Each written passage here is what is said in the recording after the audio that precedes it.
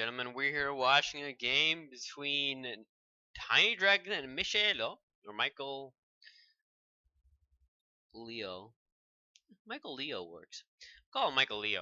Um, Michealleo is actually an extremely good Forsaken Waste player. I've not heard from this about this guy ever really. But I watched some of his games, and a lot of the top players like Hermios really said that he's really good. First of all, and then second of all, like I said, when I was going through games between or from Sepulture, just browsing, seeing what games Sepulture had from back in the day, and I saw Michealleo. I was like, holy cow, this guy is an old player. I never actually knew that.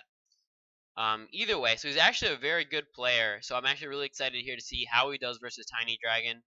Um, TinyDragon is favored on this map, in my opinion, just because this map does kind of favor turtling because the fonts are so far away from each other, as we see. So with all of the the flame siphon and the devotees that can gain extra HP and or damage, I think he has a very good advantage usually. Now he can get into this font if he wants. He can actually teleport over there with the Sirkin. That does put Sirkin in quite a bit of danger. He has a double tap then from the outcast as well as a double tap. Well, he's actually, yeah, I'm not sure if Wadey is up next turn, but if it's not, then it actually would be double tap from the Gnorwood Patriarch as well. So it's kind of dangerous if the Sirkin wants to get in, but he can if he decides to. Now, yeah, like I said, so this is usually I would say I would give the advantage to him, to Tiny, because, and I still do, so not even usually I always would, uh, unless he's playing against, yeah, no, because I don't think there's anything that just beats that damage. Because even like the best late game battle group that I could see is something like Slags, right, for Shattered Peaks, but the Slags, they're just too slow. The Outcast, within around 10 turns, you have around five outcasts, or not outcasts, but like devotees with around 20 damage by turn 10 or 20 even. While Slags, they need a much longer time to actually get that exponential growth going. So now this is what Michealleo decides to do. He said, you know what? He knows he would be behind if he just has one giant group here versus one giant group of Forsaken Waste champs. So what he decides is he's going to go for the shrine. Now what that could cause Tiny to do is transfigure. Is he lumbering? Not this turn. Okay. So and if Tiny transfigures, then Michealleo will obviously, as Forsaken Waste and as the he gets more Northern as well because because he has a shrine. So this is a good choice of him. I should have done this when I was playing against Tiny. But yeah, a very hard map. You have to really keep going quickly just because all of the the scaling that this tree theme has going on for it. At least not exactly trees in and of itself. Trees by itself don't have extreme amount of scaling.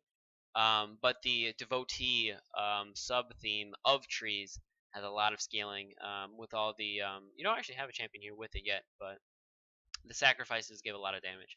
Now what we did just see there is a flame siphon that does 10 damage to that Elven Bard. Is -2 actually instead of -1. Kind of interesting. But usually, yeah, they would take 10 damage, and then the so he gets 10 extra Nora. So yeah, Tiny gets 10 extra Nora, but then he also just heals it up again with the heal mass. So that's always really good. Now there we just saw a lash down, I think it's called. Yeah, lash down. That gives all of the trees 2 AP. So as we see, the Gnorwood Patriarch has a 2 extra AP, and the Border Guard and the Willow Wind have the 2 AP as well. So that means that this Skeletal Lerper not only cannot run away anymore, but he's also distracted. Not that it matters much because he doesn't have any abilities, but that would have been a good ability on Sirkin, just because then actually no, you can't actually distract Sirkin because of Iron Will. Now, if you can get a kill though, that would be quite nice. He has 3 range, but only 9 damage on this Willow Wind. There's a Seismic Leap, meaning that we only have 5 speed on this Lich Master. So that means the Lich Master will actually not be able to attack next turn. He's kind of stuck on this rock right here, or this piece of shrubbery. It's shrubbery. Anyway, so he can actually not run away in any way to actually get a double hit off. That is. It is quite hard to kill Sirkin though because of Life Siphon and then nice range. But if he does die, that's a giant chunk of Nora that was spent on this champion that won't be dealing much, especially with that Bone Circle Staff. So let's see. How is he gonna deal with this border guard? He's just running away, I'm guessing. Yeah, he's gonna run away and smack. He heals up 6, or no, not even. He heals up 4 because of the armor, and the 4 armor on him because of the empower. It's a pretty tanky champ right here. Yeah, very tanky. Tremor and Disciples Leap is especially exactly what you want on a tank, right?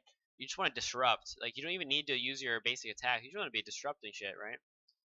Now, this Rift Lord could go into the font. There might be an invisible champ that we don't know of.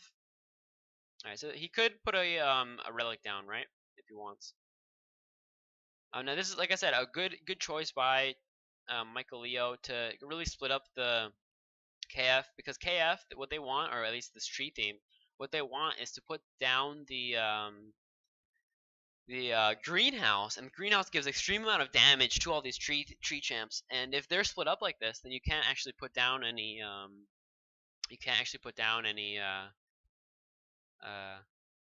you know, any relics, any greenhouses in a good position, just because you want one up here and you want one down here.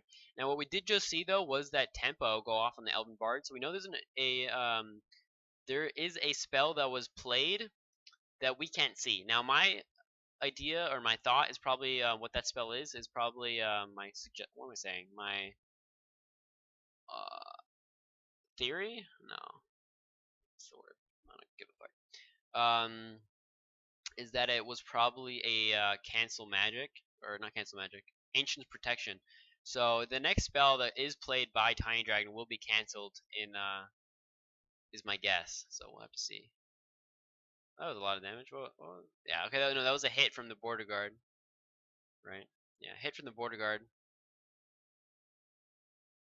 and he gives him 1 extra AP actually by using the cast feather. So there's the, yeah, that's a dead skeletal Lurper. So Lurper is dead now. You will also be able to gain the Nora Globe, so that's another kind of a waste there. Now this Patriarch though is pretty tanky. Only 2 armor, but for 60 Nora, it's a very tanky champ. Now what I wonder why is he didn't actually get in the font. He never actually got on the font with a champion. It's kind of interesting to me. He put it down all these Rift Spirits, which first of all just died, right? But also he didn't get in the font himself with the Eye of Sirkin, which is interesting.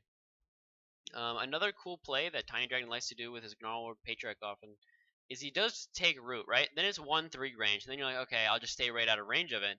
And then you'll see another spell that gives it, the effects of take root again. So then it'll have multi-attack 2, have the 2 extra damage, and it'll have 1-4 range. You can actually cover this whole font if it's right there. So you'll often see him kind of put him right there, and then you'll see the enemy, so whoever Tiny's playing against, put it right outside of the range. So you'll go, haha, you can't hit me. Oh, there's the invisible champ that I was wondering where it was. Anyway, so then you'll see Gnarled Patriarch. You put him right outside of the range, and then he'll use the spell, and then he'll just double smack you for like 18 damage twice, right? Anyway, so here's the Ambling Frond. I was wondering why it's so little champs out. Now we know. Ambling Frond, 52 Nora for 60 HP. So extremely good base stats, at least base HP to Nora ratio. Quite tanky also with that turtle. Has Shatter for some utility. We could see an Essence Drain come out, but that sounds like a really bad idea on a 52 Nora champ. Also with Sirkin out, you have late game scaling as well. Vengeful is pretty good with late game as well with the Broken Bones. So it might not be a horrible idea. Just you kind of want to keep fights going. Sweet Essence Drains. Wow. Essence Drain. That's a 55 Nora spell, I believe. 55 Nora used to kill a 52 Nora champ. That is insane. So it's a lot of Nora spent there. I'm not sure if that was worth it. It seems very iffy to me. Is the kill here? Yeah, there's the kill with the flanking. He'll also get into the font if he wants. Yeah, he does. He has the evasive from the Portal Dancer. So it's going to be pretty hard to kill the Shadecaster. It's pretty tanky right now. Also, no magic damage out that I see. Yeah, no magic damage here. So killing this Rift Lord. Actually, wait, never. Yeah, well, okay. It doesn't have Vaporize, but still kind of hard to kill this Rift Lord now. What was that? Another, okay, attack over here. Heals for 5. 3 defense now. I think that empowered defense might be gone. Or is it that crippled? No, it's from crippled. So he still has the empowered defense, but he is crippled. Now, Tiny can get this Norglobe with the Willow Wind and then run down. What was that? What was that? Ooh, broken bones. Ah, I put another one. Okay. Oh, wait, it's right there. And broken bones is extremely good because of the split. When he splits up, we get that extra vengeful bonus when they die. So, because they do count as real champions. So once they split, so let's say you get 3 splits, then that's 3 extra damage for Sirkin for only 30 Nora. Also, 35 HP ratio makes it so hard to kill this champ efficiently, right? It's an interesting place to go. Why is he going over there? Definitely wants to put the Rift Spirit into the font zone though, right? So he doesn't lose the max HP. So like I said, he is in the font, and not too much. Yeah, I see quite a bit of damage. 12. He can hit this one. He's probably gonna hit the Rift Spirit. Oh, or that. Yeah, that's pretty good. Now, yeah, this Patriarch definitely wants to get into range though. Maybe put him over here, and then just take root. 30 HP on this Shadecaster, but he is in the dead magic zone, so that means spells are not going to be able to be played on him by itself, so no more lash downs. But like I said, we could see a take root if he puts it right next to the font, and then use a take root and then the spell to give him the extra range. Then we could see him kill. Oh, well, there's the Mother of Frond. He was also invisible. So yeah, we saw the yeah, it's just you can't essence drain a fucking ambling Frond, right? You essence drain a 52 Nora champ, and you need that not only the utility of that spell, but also the the Nora that he used there is just too much. Yeah, I can now just drive the Ambling Frond, or the Mother of Frond, sorry, and then the Mother of Frond will just take the kill here on that Shadecaster. So very well played by TinyDragon. Good kill. Can't get the Norglow. Actually, no, he can with the Patriarch. Patriarch can get the Norglow even if he wants. He's not lumbering this turn. And that, it's already kind of, I don't want to say it's good game right away, but it's already 4 champions over here that are all scaling up or just are doing well, and then we have I don't know, we don't have too much to retaliate with by Michealleo. And while Forsaken Waste does okay in late game because of the cooldown, they they don't have any scaling, right? They have cooldown on their champs, but not much scaling outside of Vengeful right now. Well, I guess Vitality Creation is okay as well, but it's also not extreme, especially in comparison to some of the scaling that is brought by these trees, right? We're just gonna see these Rift Spirits chilling here. Like, we want to keep our max HP, so we're just gonna chill here. It's just kind of funny. They're just gonna be blocking off the font. Yeah, it's kind of funny, but also kind of useless, right? I mean, if they want to get down here, they'll take 2 turns and they'll lose a lot of. All right, well, he kills that. He can get the Norglobe, also good, yeah. He can smack the Mother of Frond, but he does have evasive because of the Shroud from the Patriarch. So that won't do that much. We're gonna see a Flame Siphon again on the on one of these champs, and then we're gonna see a Heal Mass. So he's gonna definitely have enough Nora for everything. Now, does TinyDragon really want to get into this font? This is dangerous. He can attack once and run away, or he can double tap. No, he can attack once, go on the font, or tap once and run away. And I think he needs to run away here. He's doing 6 damage here. This is really not worth it. He has to definitely run away with his Rift Lord. Rift Lord will die otherwise, I feel like. So we have double tap from the Outcast. He double taps. Wow. Alright, then move over 1 definitely though, just so the Outcast can't double tap you. If he doesn't move, then the Outcast can double tap. So he definitely wants to move over, right? He definitely wants to move over 1. Maybe right here, just to make it harder for the Mother of Frond. Right? You can't let the Outcast double tap for free like this. I mean, of course, you might not be looking at it. These games are always way easier to play when you don't have the time pressure, first of all, and second of all, when you're not playing yourself. So he doesn't move him. That's bad because now the Outcast has 8 AP. He can just double tap the Rift Lord to get one hit to get rid of the Oblivion Shield. Best to do it with Elven Bard though. Elven Bard has the least damage. So, or well, Mother of Frond also has very little damage. Yeah. So her first hit Elven Bard, then Drive, for example. So we can hit with the Elven Bard, then drive with the Elven Bard, and then the Outcast can double tap. Now, there's the Flame Siphon we were talking about, and there's the Heal Mass I was also talking about. All heal up, basically back to full, and we got that Nora gain, which is nice. So hit once, blocked, and now he can drive if he wants first. Drive the Outcast to do extra 4 damage. No, he doesn't drive. Okay, he wants to keep the AP this turn. Oh, because he used Flame Siphon, he actually wasn't able to double tap here.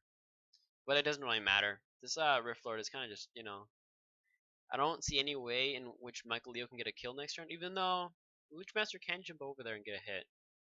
Let's see. What's his priority, right? What's TinyDragon's priority on a kill? Probably the Outcast, in all honesty. Maybe the Mother of Frond. Or if anything, Elven Bard, because of the Horn of Order. Horn of Order is a very expensive equipment. That's 50 Nora. So this is right now, in all, 117 Nora champion, right? With that equipment on him. So, and he's only 40 HP. So it might really be the best idea to just try to kill this Elven Bard. He could hit with Broken Bones. Probably not. Yeah, he could hit with Broken Bones as well as get the flanking proc off, but definitely wants to get over there though. If he goes over here, then the split will kind of mess him up, right? So, okay. Or he's going for the Mother of Frond. That was the second chance, right? So he could have gone for the Elven Bard or the Mother of Frond. I don't know, Mother Frond is okay too, but like I said, with that equipment, this is a much more expensive champion. Also, only 40 HP on him, so it would have been an easier kill.